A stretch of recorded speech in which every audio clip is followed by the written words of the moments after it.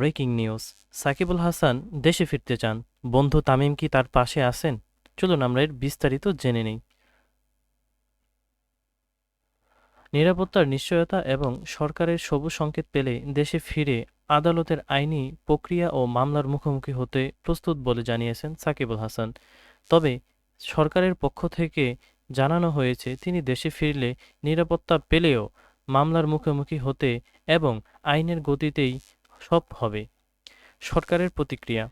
সরকারের তথ্য ও সম্প্রচার উপদেষ্টা জানিয়েছেন সাকিবুল হাসান দেশে ফিরলে পূর্ণ নিরাপত্তা পাবেন এবং আইনি প্রক্রিয়ায় নিজের বিরুদ্ধে থাকা অভিযোগ মোকাবিলা করতে পারবেন।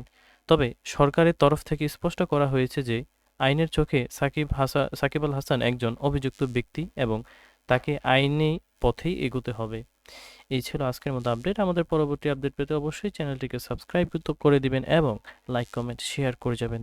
ধন্যবাদ। আসসালামু আলাইকুম।